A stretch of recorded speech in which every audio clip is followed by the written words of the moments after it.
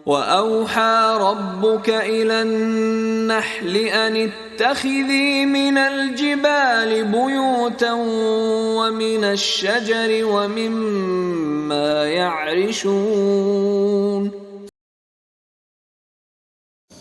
Kisah daripada cuplik daripada kisah ayahnya. Kenapa Abu Hanifah ini terlahir? Tentu setelah daripada takdir Allah Subhanahu wa taala, di sana ada sebab. Suatu ketika ayahnya yang bernama Thabit melakukan rihlah adalah menuntut ilmu agama. Di dalam perjalanannya dia menuntut ilmu, kehabisan bekal.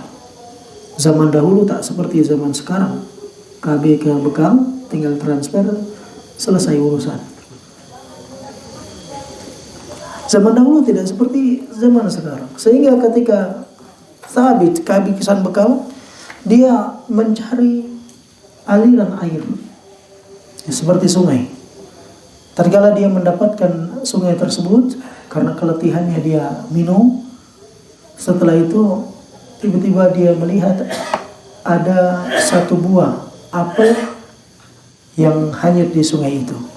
Kemudian dia mengambilnya. Dalam kondisi dia lapar, dia makan. Waktu dia sedang makan baru setengah, dia teringat bahwasanya apel ini bukan miliknya. Sehingga dia khawatir kalau nanti ada sesuatu pada apel tersebut. Sehingga dia mencari di mana sumber apel itu datang. Akhirnya dia menelusuri pinggiran sungai tersebut sampai dia bertemu dengan kebun apel. Tatkala dia sampai di kebun apel, ternyata di sana ada seseorang yang sedang memanen buah apel itu. Lantas dia bertanya kepada pemilik buah itu, memakan buah apel yang di pohonmu. Ke sungai, saya memakannya. Setengah ya, sisa ini sama saya. Orang tersebut mengatakan, kalau memang kamu melakukannya, saya tidak ridha sampai kamu bayar kafarahnya. Subhanallah, ini orang soleh. Ayahnya Abu Hanifah adalah orang yang soleh. Wala uzakki 'ala Allahi ahada. Kemudian apa yang terjadi? Lantas dia bertanya, kalau gitu gimana kafarahnya? Kalau saya suruh bayar, saya kehabisan bekal, saya nggak punya uang.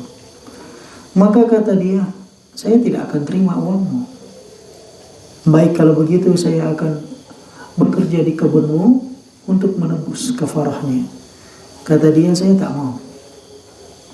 Jadi bagaimana caranya? Kata pemilik kebun, caranya satu. Kamu nikah dengan putriku. Subhanallah. Ada yang mau gitu ya? Tapi tunggu dulu, kata beliau. Putriku buta, tuli dan bisu. Dan dia tidak bergerak. Ya, kalau kita ngomong seperti orang sekarang nggak bergerak itu kenapa nih? Ya, seperti lumpuh stroke ya. Subhanallah. Abu Hanifah nggak bisa, Thabit nggak bisa jawab. Kalau tidak demikian, saya tidak bebaskan itu kepada dirimu. Wah, berenung dia.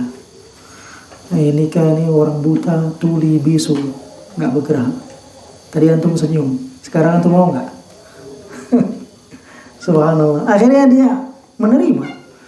Tatkala dia menerimanya, ya pernikahan zaman dahulu tak seperti zaman sekarang. Zaman dahulu itu tidak meski dia ngelihat wanitanya. Ya, walaupun ada perintah untuk nazar. Kemudian Thabit mensetujuinya, kemudian dinikahkan oleh ayahnya, dipanggil dua saksinya, kemudian resmilah pernikahan mereka. Maka ketika pernikahan itu terjadi, Thabit pun diperintahkan untuk datang ke rumah untuk menemui wanita tersebut. Tatkala dia menemui wanita tersebut, lantas dia masuk ke dalam kamar dan mengucapkan salam. Assalamualaikum warahmatullahi wabarakatuh. Ternyata wanita itu menjawab, Waalaikumsalam warahmatullahi wabarakatuh.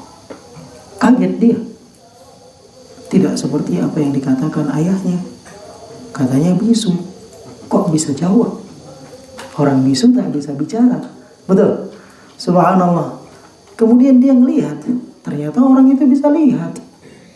Kalau bisa jawab salam berarti bisa dengar.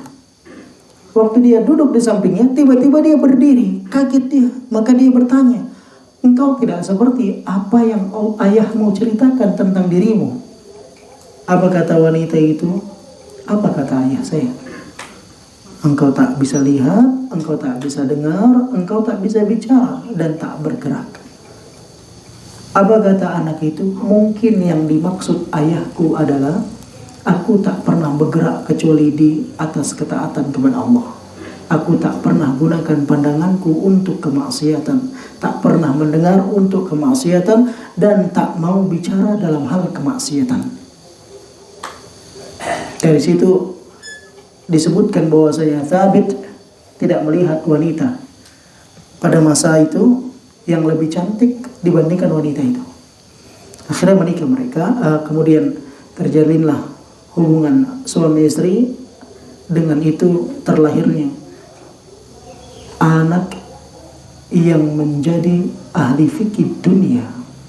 Antum bayangkan coba, bukan ahli fikih negeri, tapi dunia.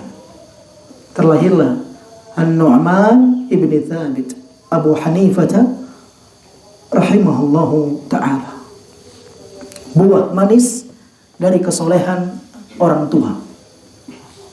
Ada orang kita mengatakan biasanya buah jatuh tak jauh dari pohonnya.